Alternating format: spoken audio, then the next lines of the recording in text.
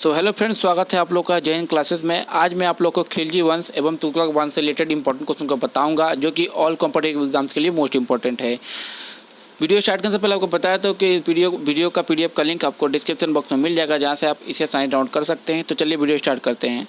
हम लोग शुरुआत करते हैं खिलजी वंश से। जी हाँ दोस्तों, खिलजी वंश का संस्थापक कौन था दोस्तों? खिलजी वंश का संस्थापक था जलालुद्दीन फिरोज खिलजी। जी हाँ दोस्तों, खिलजी वंश का संस्थापक था जलालुद्दीन फिरोज खिलजी। खिलजी वंश कितने से कितने तक चला? जी हाँ दोस्तों, 1290 से लेकर 1320 ईस्वी तक खिलजी वंश का शासन काल चला, जिसका पहला संस्थापक था जलालुद्दीन फिरोज खिलजी, जिसका कार्यकाल 1290 से 1296 तक यह गद्दी पर राज करता है। खिलजी वंश की नींव किसने रखा? जलालुद्दीन फिरोज खिलजी। खिलजी वंश कब से कब तक चला? 1290 से 1320 ईस्वी तक। तो चलिए दोस्तों, हम लोग आगे बढ़ते हैं। यादव शासकों की राजधानी थी। जी हाँ दोस्तों, यादव शासकों की राजधानी कौन थी? आपका option A Dwarasamudra, option B Warangal, option C Kalyani या ऑप्शन डी देवगिरी। तो दोस्तों, यादव शासकों की राजधानी थी दोस्तों, और था आपका option number D Devagiri. Devagiri इस क्वेश्चन का करेक्ट आंसर हो जाता है। अगले क्वेश्चन की तरफ मूव करते हैं। चित्तौड़ के कृति स्तंभ। जी हाँ दोस्तों, चित्तौड़ के कृति स्तंभ अर्थात विजय स्तंभ का निर्माण किसने करवाया था? जी हाँ दोस्तों, ये इंपॉर्टेंट क्वेश्चन है, आप लोग नोट कर ले। आपका ऑप्शन ए राणा प्रताप ने, ऑप्शन बी राणा कुंभा ने, ऑप्शन सी राणा सांगा ने या ऑप्शन डी बप्पा रावल ने। तो दोस्तों, चित्तौड़ की कृति स्तंभ का निर्माण जो कराया गया था दोस्तों, आपका option number B Rana Kumbha के द्वारा। जी हाँ दोस्तों, राणा कुंभा के द्वारा चित्तौड़ के कृति स्तंभ अर्थात विजय स्तंभ का निर्माण करवाया गया था। इसी के साथ हम लोग बढ़ते हैं अगले क्वेश्चन की तरफ। दिल्ली का सेनापति जिसने सफलतापूर्वक मदुरै पर आक्रमण किया था। जी हाँ, तो दिल्ली का वो सेनापति कौन था जिसने सफलतापूर्वक मदुरै पर आक्रमण किया था? आपके ऑप्शन ए क्रिज Khan, option B Mohammad Ghori, option C Malik Kafur या ऑप्शन डी मोहम्मद बिन तुगलक। जी हाँ दोस्तों, इसको दोस्तों आपका option number C Malik Kafur जो था दिल्ली का सेनापति, जो है दिल्ली का ऐसा सेनापति था जिसने सफलतापूर्वक मदुरै पर आक्रमण किया। अब बात होता है दोस्तों इससे रिलेटेड और क्वेश्चन पूछने का। तो दोस्तों, इससे रिलेटेड और क्वेश्चन पूछता है देखिए दोस्तों, मलिक कफूर को, जी हाँ दोस्तों, मलिक कफूर को हजार दिनारी भी का नाम से जाना जाता है। जी हाँ दोस्तों, मलिक कफूर को हजार दिनारी के नाम से जाना जाता है। 1298 ईस्वी में गुजरात के विजय के उपरांत अलाउद्दीन खिलजी को तोहफे में दे दिया। कौन सा चीज़? तो दोस्तों, नुसरत खां ने 1000 दिनार में मलिक कफूर को खरीदा था। नुसरत खां ने 1000 दिनार में, जी दोस्तों, 1000 दिनार में मलिक कफूर को खरीदा था। किसने खरीदा दोस्तों? तो नुसरत खां ने मलिक कफूर को खरीदा था, जो कि 1298 ईस्वी में गुजरात विजय के उपरांत अलाउद्दीन खिलजी को उन्होंने तोहफे के रूप में मलिक कफूर को दे दिया। इसी के साथ हम लोग बढ़ते हैं नेक्स्ट क्वेश्चन की तरफ। प्रसिद्ध कोहिनूर हीरा। जी हाँ दोस्तों, प्रसिद्ध कोहिनूर हीरा इनमें से किस खान से निकाला गया था? आपका option A Orissa, option B Chota Nagpur, option C Bijapur या ऑप्शन डी गोलकुंडा। दोस्तों, प्रसिद्ध कोहिनूर हीरा यह निकाला गया दोस्तों आपका ऑप्शन नंबर डी गोलकुंडा के खान से। जी हाँ दोस्तों, ऑप्शन नंबर डी इस क्वेश्चन का करेक्ट आंसर हो जाता है। इसी के साथ हम लोग बढ़ते हैं नेक्स्ट क्वेश्चन की तरफ। दिल्ली का शासक खिलजी था। जी हाँ दोस्तों, दिल्ली का शासक किस मुल्क से रिलेटेड था? आपका option A Mongol, option B अफगानी, ऑप्शन सी तुर्की या ऑप्शन डी एक जाट जाति। तो दोस्तों, दिल्ली का शासक खिलजी था, वह था आपका ऑप्शन नंबर सी तुर्की था। जी हाँ दोस्तों, वह दिल्ली सल्तनत में खिलजी वंश के शासक तुर्की से संबंधित थे, जिसका न्यू किसने रखा दोस्तों? तो इसका न्यू जलालुद्दीन खिलजी ने 1290 ईस्वी में रखा। तो दोस्तों, इसी के साथ हम लोग नेक्स्ट क्वेश्चन की तरफ मुख करते हैं। किसको द्वितीय सिकंदर के नाम से जाना जाता था? जी दोस्तों, किसको अर्थात इनमें से किसको द्वितीय सिकंदर के नाम से जाना जाता था? आपका option A Jalaluddin Khilji, option B Mubarak Khilji, option C Khusro Khan या ऑप्शन डी अलाउद्दीन खिलजी। तो दोस्तों, द्वितीय सिकंदर के नाम से जाना जाता है दोस्तों आपका option number D Alauddin Khilji को। जी दोस्तों, अलाउद्दीन खिलजी को द्वितीय सिकंदर के नाम से जाना जाता है, क्योंकि अलाउद्दीन खिलजी ने खुद को सिकंदर सानी दोस्तों द्वितीय सिकंदर घोषित किया था, इसलिए इसे द्वितीय सिकंदर के नाम से भी जाना जाता है। इसी के साथ हम लोग बढ़ते अगले क्वेश्चन की तरफ। बाजार अधिनियम नीति। जी हाँ दोस्तों, बाजार अधिनियम नीति किसके द्वारा लागू किया गया था? आपका option A Mohammad bin Tughlaq, option B Iltutmish, option C Alauddin Khilji या ऑप्शन डी गयासुद्दीन तुगलक। दोस्तों, बाजार अधिनियम नीति ये लागू किया गया दोस्तों आपका option number C Alauddin Khilji के द्वारा। हम लोग आगे व्याख्या पढ़ते हैं। व्याख्या में लिखा है अलाउद्दीन खिलजी ने बाजार अधिनियम नीति अपने बड़े सैनिकों के रख रखाव के लिए शुरू की थी, जिससे हम लोग पता चलता है दोस्तों अलाउद्दीन खिलजी ने ही बाजार अधिनियम नीति को लागू किया, जिसमें सैनिकों के रखरखाव की बात की गई है, जिसका उद्देश्य था कम खर्च पर बड़ी व केंद्रीकृत सेना रख पाना संभव हो सके, अर्थात कम से कम खर्चे में अधिक से अधिक अधिक से अधिक सेना रख पाना। इसी के साथ दोस्तों हम लोग बढ़ते हैं अगले क्वेश्चन की तरफ। दोस्तों अब हमारा अगला क्वेश्चन का टॉपिक आ जाता है दोस्तों तुगलक वंश। जी हाँ दोस्तों, तुगलक वंश का संस्थापक कौन था दोस्तों? तो तुगलक वंश का संस्थापक था दोस्तों गयासुद्दीन तुगलक। जी हाँ दोस्तों, गयासुद्दीन तुगलक के द्वारा तुगलक वंश की स्थापना की गई। यह तुगलक वंश कब से कब तक चला दोस्तों? 1320 ईस्वी से 1414 ईस्वी तक तुगलक वंश का राज चला।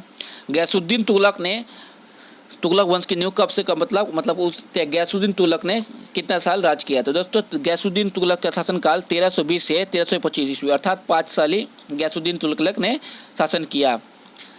तुगलक वंश से रिलेटेड यही क्वेश्चन इंपॉर्टेंट हो जाए दोस्तों। तुगलक वंश का संस्थापक कौन थे? तो गयासुद्दीन तुगलक। तुगलक वंश कितने साल तक चला? 1320 ईस्वी से 1414 ईस्वी तक।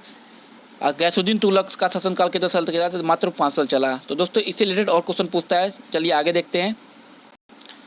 प्रसिद्ध यात्री इब्न बतूता कहाँ से आया था? जी हाँ दोस्तों, प्रसिद्ध यात्री इब्न बतूता यह आया था दोस्तों आपका option number A Morocco, option B Persia, option C तुर्की या ऑप्शन डी मध्य एशिया। तो दोस्तों यात्री इब्न बतूता जो आया था आपका ऑप्शन नंबर ए मोरक्को से। इस क्वेश्चन का करेक्ट आंसर है दोस्तों आपका ऑप्शन नंबर ए मोरक्को। इसी के साथ हम लोग बढ़ते हैं अगले क्वेश्चन की तरफ। मोहम्मद बिन तुगलक किसमें कुशल था? जी दोस्तों, मोहम्मद बिन तुगलक किसमें कुशल था? आपके ऑप्शन ए कला, ऑप्शन बी संगीत, ऑप्शन सी हस्तलिपि या ऑप्शन डी दर्शन शास्त्र। दोस्तों मोहम्मद बिन तुगलक यह दोस्तों कुशल था दर्शन शास्त्र में। जी हाँ, दर्शन शास्त्र में मोहम्मद बिन तुगलक सबसे कार्यकुशल था। इसी के साथ हम लोग नेक्स्ट क्वेश्चन की तरफ मुख करते हैं। इब्न बतूता किसके शासनकाल में भारत आया था? जी दोस्तों, पिछले क्वेश्चन में हमने बताया कि इब्न बतूता किस देश से आए थे। तो यह देश से आए थे दोस्तों, हम लोगों को पता है ये मोरक्को देश से आए थे। ये अब बताया कि अब पूछा गया है कि इब्न बतूता किसके शासनकाल में भारत आया था। आपका option A Iltutmish, option B Alauddin Khilji, option C Mohammad bin Tughlaq या ऑप्शन डी बलबन। तो दोस्तों इब्न बतूता तो आया था दोस्तों आपका ऑप्शन नंबर सी मोहम्मद बिन तुगलक के शासनकाल में। इब्न बतूता कब आया था दोस्तों? व्याख्या में लिखा हुआ इब्न बतूता 1313 ईस्वी में मोहम्मद बिन तुगलक के शासनकाल में भारत आया था। यह एक अफ्रीका के मोरक्को शहर का निवासी था। दोस्तों ये क्वेश्चन इंपॉर्टेंट रहता है, इसलिए इसे नोट कर लें। इसी के साथ हम लोग अगले क्वेश्चन तरफ मुख करते हैं। दिल्ली के किस सुल्तान ने खैरात विभाग अर्थात सरकारी अस्पताल और रोजगार दफ्तर बनवाया था? जी दोस्तों, दिल्ली के किस सुल्तान ने खैरात विभाग, सरकारी अस्पताल और रोजगार दफ्तर बनवाया था? आपका option A Firoz Shah Tughlaq, option B Mohammad Tughlaq, option C Alauddin Khilji या ऑप्शन डी बलबन। तो दोस्तों दिल्ली के फिरोज शाह तुगलक, जहाँ दोस्तों आपका option number A Firoz Shah Tughlaq ने खैरात विभाग, सरकारी अस्पताल और रोजगार दफ्तर बनाया था। जी दोस्तों, दिल्ली के किस सुल्तान तो अर्थात फिरोज शाह तुगलक ने खैरात विभाग, सरकारी अस्पताल और रोजगार दफ्तर बनवाया था, इसलिए उसको करेक्ट ऑप्शन है दोस्तों आपका option number A Firoz Shah Tughlaq. इसी के साथ हम लोग बढ़ते हैं अगले क्वेश्चन तरफ। निम्न में से किस दिल्ली सुल्तान को इतिहासकारों ने विरोधक का मिश्रण बताया है? जी तो निम्न में से किस दिल्ली सुल्तान को इतिहासकारों ने विरोधक का मिश्रण? आपके option A Balban, option B Alauddin Khilji, option C Mohammad bin Tughlaq या ऑप्शन डी इब्राहिम लोदी। तो दोस्तों इतिहासकारों ने विरोधक का मिश्रण बताया दोस्तों आपका ऑप्शन नंबर सी मोहम्मद बिन तुगलक को। जी दोस्तों, मोहम्मद बिन तुगलक को इतिहासकारों ने विरोधक का मिश्रण बताया है। क्यों? हम लोग व्याख्या पढ़ते हैं, इससे पता चलता है कि दोस्तों मोहम्मद बिन तुगलक को इतिहासकारों ने विरोधक का मिश्रण बताया है क्योंकि उसकी नीतियाँ सिद्धांत पर आधारित होती थी, ना कि व्यवहारिक। वह ज्ञानी तो था परंतु वर्तमान की स्थिति को न देखकर वह भविष्य की नीतियाँ ज़्यादा और जल्द बनाता था। इसकी कई नीतियाँ असफल रही, जैसे राजधानी परिवर्तन दिल्ली के से देवनागरी।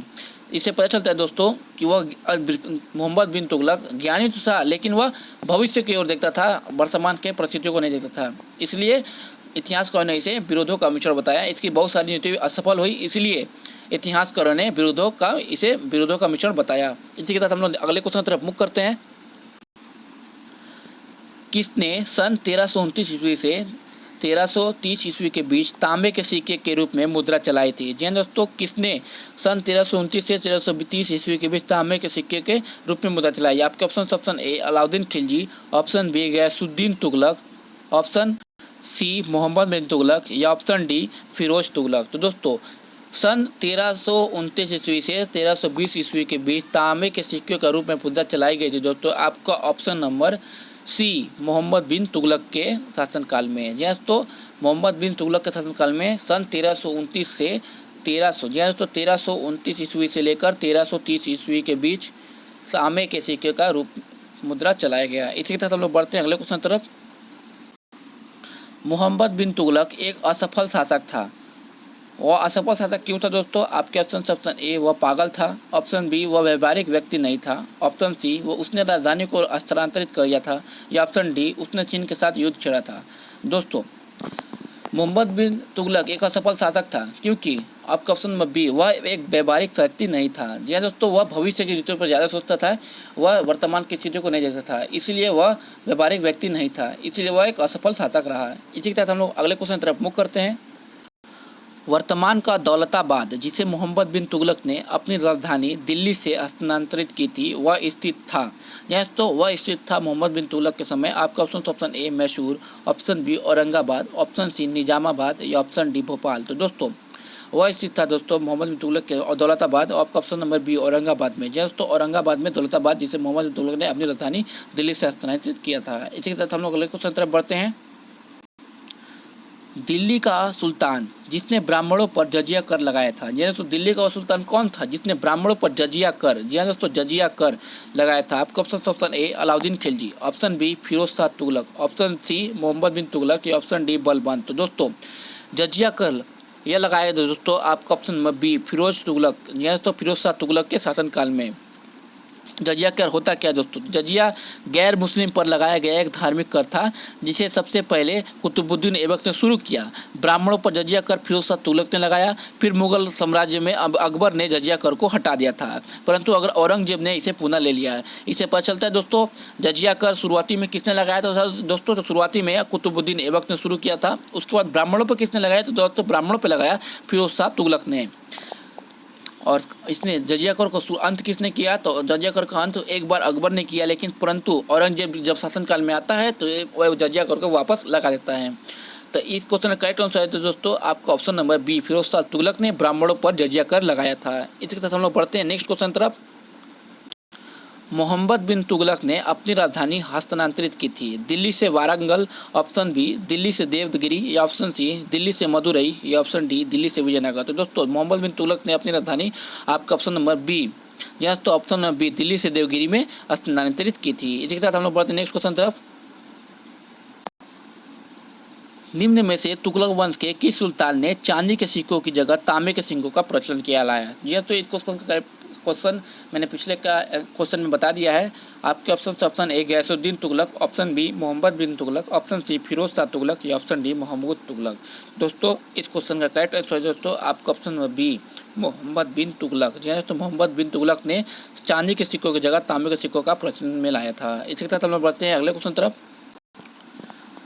किस शासक ने अपनी राजधानी दिल्ली से दौलताबाद स्थानांतरित की थी? जी दोस्तों, किस शासक ने अपनी राजधानी दिल्ली से दौलताबाद स्थानांतरित की थी? आपका option A Aurangzeb, option B Mohammad bin Tughlaq, option C, जी दोस्तों ऑप्शन सी यहाँ पर मिट गया है, इसकी जगह शेर शाह सूरी होगा, ऑप्शन सी शेर शाह सूरी या ऑप्शन डी चंगेज खान। तो दोस्तों दिल्ली से दौलताबाद स्थानांतरित करने वाले वो शासक थे आपके option number B Mohammad bin Tughlaq. जी दोस्तों मोहम्मद बिन तुगलक ने अपनी राजधानी दिल्ली से दौलताबाद स्थानांतरित की थी। तो दोस्तों इसी के साथ हमारा आज का वीडियो समाप्त होता है।